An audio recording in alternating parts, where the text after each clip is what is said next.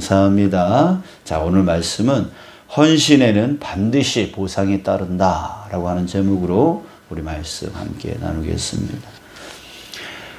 자, 오늘 말씀은요, 하나님께서 예레미야를 통해서 바룩에게 말씀하시는 내용입니다. 즉 하나님이 바룩 한 사람에게 초점을 맞추고 있는 그 내용인데요. 그동안 우리 정말 이 예레미야서를 쭉 봐왔을 때 그 말씀의 대상은 바로 남유다 전체 그 백성들이었고, 또 그 내용으로 보면 하나님께로 돌아오라, 우상 버리고 하나님께로 돌아오라, 그래야지만 너희들이 살고 그렇지 않으면 너희들은 멸망당할 것이다 라고 하는 그런 내용들이었어요. 그러니까 그 대상이 남유다 백성 전체였단 말이죠. 자, 그런데 유독 오늘 보게 되어지는 이 45장 짧지만 5절밖에 안 되는 짧은 내용이지만 이 내용은 남유다 전체가 아니라 오로지 한 사람에게만 집중하고 있어요. 바룩이라고 하는 한 사람에게 집중하고 초점을 맞추고 있다라고 하는 것이죠. 그렇다면 이 말은 정말 굉장히 특별한 말씀이다라고 하는 것을 우리가 알 수가 있습니다. 자, 왜 하나님은 이 바룩이라고 하는 이 한 사람에게 말씀하고 있을까요? 자, 먼저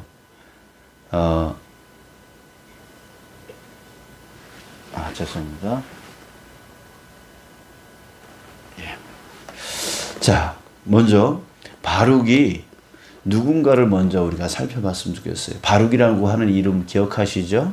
자, 예레미야와 함께 예레미야가 하는 일을 함께 옆에서 끊임없이 동역했던 사람이 바로 바룩이었어요. 자, 오늘 1절 내용을 보면은 여호야김 넷째 해에 네리야의 아들 바룩이 예레미야가 불러주는 대로 이 모든 말씀을 책에 기록하니라. 자, 하나님께서 명령하신 대로 예레미야가 그동안 선포했던 그 내용들을 기록하라 이렇게 말씀을 하셨을 때에 이 예레미야가 바룩에게 내가 불러줄 테니까 너는 기록해라 라고 하면서 그 말씀을 기록했던 사람이 바로 바룩이었고, 그때서부터 예레미야가 겪게 되어진 것을 바룩이 같이 겪게 되어지고, 또 힘든 거 어려운 거를 함께 동역해 나갔던 사람이 바로 이 바룩이었습니다.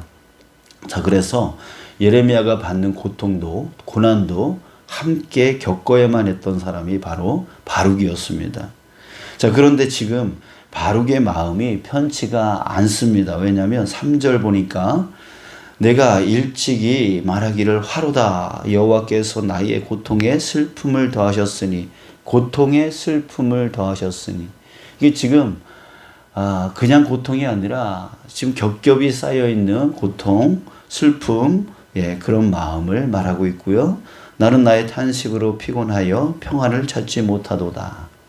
지금 평안이 깨져 있는 상태임을 볼 수가 있습니다. 자, 왜 그럴까? 왜 그러냐면, 자, 예레미야가 겪는 고통, 이 고통을 함께 겪어야만 했던 사람이었기 때문이죠. 자, 그런데 나는 이런 고난을 받기에 마땅한 사람이야. 그러니까 예레미야 같은 경우는 선지자이니까 하나님의 말씀을 그대로 전해야 되는 사람이었으니까, 그래, 내가 하나님의 말씀을 이렇게 전하기 위해서는 이런 고통, 이런 고난 감수해야 돼. 자, 이렇게 되어지면 그 받는 고통이 반감되어질 수 있는 거죠. 근데 내가 왜 이런 고통을 받아야 돼? 내가 왜 이런 고난을 받아야 돼? 이런 마음을 갖고 있는 사람이 만약 고통과 고난을 받게 되어지면 그 고통과 고난이 2중으로 3중으로 되게 크게 느껴질 수밖에 없는 거잖아요. 근데 이 바룩이 그랬다는 얘기죠. 이 바룩의 출신 성분을 보면은요, 전에도 얘기했지만 상당히 유력한 가문의 집안이었습니다. 조부, 할아버지가 마세아라고 하는 사람이었는데 이 사람은 요시야 왕 때의 왕의 고관이었습니다. 그리고 지금 현재 동생 스라야는 시드기야 왕의 시종장이었어요. 굉장히 높은 국무총리와 같은 그런 사람이었단 말이죠. 자, 바룩도요, 이런 유력한 가문의 집안의 사람으로서 야망이 있었을 겁니다. 자기도 높은 관직, 할아버지서부터 아버지, 그리고 자기 동생도 높은 고관의 출신이고 또 현직에서 일하는 그런 사람이었다라고 하는 걸 보면 이 바룩도 상당히 야망이 있어 자기 높은 관직을 누릴 수 있었던, 받을 수 있었던 그런 사람이었고, 그래서 편안하고 안락하게 살 수 있는 그런 환경, 상황, 그런 권세를 가지고 있었던 사람이었다라고 하는 것이죠.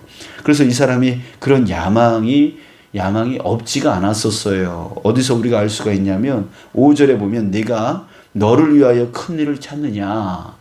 큰 일을 찾느냐. 이 사람은 자기도 가족들처럼 그런 큰 야망을 갖고 있었어요. 높은 고관의 그런 자리로 나가려고 하는 그런 야망이 있었단 말이죠. 자, 그런데 이렇게 겪지 않아도 될 것을 지금 겪고 있단 말이죠. 예레미야 선지자는 선지자로서 당연히 그 하나님의 말씀을 증거하기 위해서 저 반대자들 앞에서 말씀을 전해야 되니까 그 고통과 고난은 받아 마땅하다 이렇게 생각하면서 그것을 받지만, 이 바룩은 내가 왜 이런 수모를 당해야 돼? 왜 내가 이런 고통을 받아야 돼? 이런 수난을 왜 당해야 돼? 이렇게 생각되어질 수 있다는 얘기죠. 자, 그래서 3절 다시 한번 보면 화로다. 하나님께서 나의 고통에 슬픔을 더하셨으니 내가 평안을 지금 잃었다. 이렇게 진짜 심적으로 지금 상당히 힘든 가운데 있었다라고 하는 것이죠. 자, 여러분들 우리도 마찬가지 아닙니까? 내가 왜 이런 수모를 당해야 돼? 왜 내가 이런 대우를 받아야 돼? 라고 하는 그런 마음이 들 때가 많이 있습니다. 교회 안에서도요, 그런 일을 겪을 때가 많아요. 남들은 편하게 있는데 헌신해야 되고 또 봉사의 자리에 있어야 되고 이제 이런 때 그런 마음이 들 수가 있죠. 그런 마음이 들 때가 있습니다. 저도 가끔씩 그런 마음이 들 때가 있어요. 내가 이만큼 배웠는데 또 이만큼 나이가 먹었는데 내가 왜 이런 소리를 들어야 돼? 내가 저 사회에서 만약에 직장 생활을 했으면 이보다 더 많은 경제적인 복을 누리며 살아갈 수 있는 그런 나 아닌가? 근데 내가 왜 이렇게 힘들게 어렵게 살아가야 되지? 내가 왜 이런 소리를 들으면서 저 사람들한테 무시당하면서 이렇게 살아가야지? 이렇게 느껴질 때가, 이렇게 생각이 되어질 때가 있단 말이죠. 자, 여러분, 그런데 그런 마음을 갖고 있는, 그렇게 평안이 깨져 있고 고통의 슬픔이 겹으로 쌓여져 있는 그런 심적인 상태에 있는 그런 바룩에게 하나님은 특별히 이 예레미야를 통해서 말씀하고 계시다라고 하는 것이죠. 자, 뭐라고 말씀하시냐면 4절, 5절에 4절의 중간에 보면 나는 내가 세운 것을 헐기도 하며 내가 심은 것을 뽑기도 하나니 온 땅에 그리하겠거늘. 하나님 자신이 전지전능한 하나님이다라고 하는 것을 말해주고 있고요. 그러면서 5절에 네가 너를 위하여 큰 일을 찾느냐? 너 높은 고관 되고 싶으냐? 너 정말 성공하고 싶으냐? 그러나 그것을 찾지 말라. 그것을 찾지 말라. 보라, 내가 모든 육체에 재난을 내리리라. 그러나 내가 가는 모든 곳에서는 내가 너에게 내 생명을 노량물 주듯 하리라. 자, 이렇게 말하고 있습니다. 자, 이 말이 무슨 뜻이냐면 너도 권세, 편안함 그런 거 누리고 싶겠지. 하지만 그런 거 찾지 말아라. 보라, 내가 이제 모든 사람들에게 재난을 내릴 거야. 하지만 지금까지 헌신하며 고통과 고난을 감수한 너는 내가 반드시 너의 생명을 지켜줄 거야. 내가 반드시 너를 보호해 줄 거야. 라고 하는 그 말씀인 거예요. 여러분들 예레미야서가 총 52장입니다. 자, 그 많은 분량 중에 거의 모든 내용이 아까 얘기했듯이 남유다의 멸망, 그 말씀을 하는 내용입니다. 자, 그런데 유독 이 45장, 이 짧은 장 한 장은 오로지 누구에게만 초점을 맞추고 있냐면 바로 바룩이라고 하는 이 사람에게 초점을 맞추는 그 하나님의 모습을 볼 수가 있습니다. 무엇을 말해주고 있습니까? 하나님은요, 하나님의 뜻을 위해서 수고하는 자를 결코 소홀히 여기지 아니하신다는 거예요. 반드시 그 헌신에 대해서 보상을 해 주신다라고 하는 거예요. 그걸 보여주고 있어요. 그 나머지 장들은 다 많은 사람들, 그 백성들을 얘기하지만 유독 이 한 장은 그 한 사람, 정말 수고하고 헌신하는 그 한 사람을 결코 무시하지 아니하고 소홀히 여기지 아니하고 귀히 여겨주시고 반드시 그 헌신에 대하여 보상해 줄 것에 대해서 약속해 주시는 그 하나님의 그 세밀한 사랑, 그 엄청난 사랑, 그것이 보여지고 있는 장입니다. 맨날 남 비판이나 하고 남 참견이나 하고 정작 헌신하는 그 자리에서는 자기 바쁘다고, 자기 힘들다고 쏙 빠져버리는 사람들이 있습니다. 그런 사람들 보면 참 억장이 무너지고 참 어떻게 저럴 수 있을까 야속하기도 하고 참 마음이 힘들고 어렵고, 아니 나는 왜 이런 일을 해야 되나, 왜 나만 이런 일을 해야 되나, 왜 나만 이런 고통을 당해야 되나 라고 하는 그런 마음이 들 때가 있죠. 자, 그러나 그들이 안 하는 것을 보지 말자라고 하는 겁니다. 그들이 안 하는 것을 보지 말고 그들이 안 한다고 해서 내 마음 상할 필요가 없습니다. 왜냐하면 하나님이 에스겔서 11장 21절에 이렇게 말씀하고 있습니다. 그러나 미운 것과 가증한 것을 마음으로 따르는 자는 내가 그 행위대로 그 머리에 갚으리라. 하나님께서는요, 미운 것과 가증한 것을 마음으로 따르는 자, 그런 자는 그 행위대로 그 머리에 갚을 것입니다. 그러니까 하나님이 알아서 하실 거예요, 그런 사람들은. 그러니까 그런 사람들 보면서 나는 왜 이러나, 저 사람들은 편하게 살아가는데, 저 사람들은 바쁘다고 뭐하다고 쏙 빠져나가는데 왜 나는 이래야 되나, 이렇게 생각할 필요가 없어요. 그 사람들은 하나님이 그 행위대로 다 머리에 부으실 거니까. 자, 그러니까 오직 우리는 내 행위를 보면서 살아가자고요. 내 행위는 옳은가, 내 행위는 하나님 앞에서 옳은가, 이것만 바라보며 살아가자고 하는 것이죠. 왜? 자, 여기서 바룩에게 하나님께서 반드시 너의 헌신에 대해서 내가 보상해 주겠다라고 말씀해 주고 계시니까 내 행위만 보는 거죠.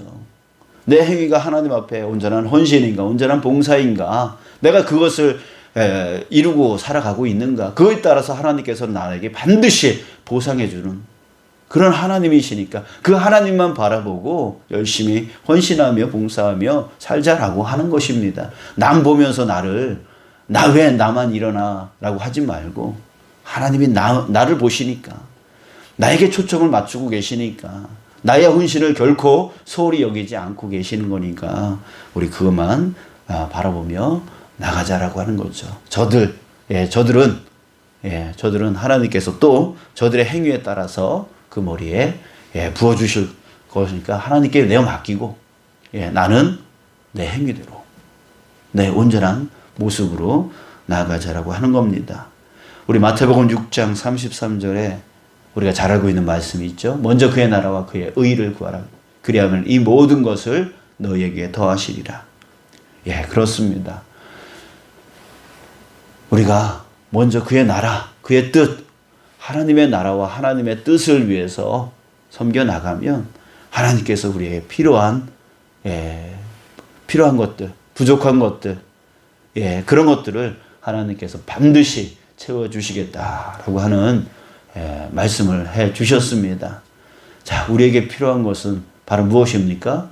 영적인 것과 육적인 것이 있겠죠. 바로 영적인 것은 바로 영원한 생명, 바로 구원입니다.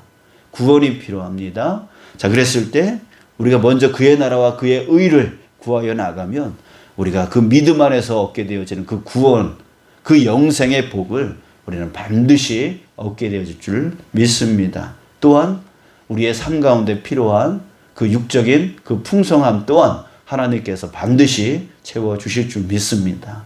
그러니 여러분들 우리 이 말씀 기억하시기 바랍니다. 먼저 그의 나라와 그의 의를 구하라.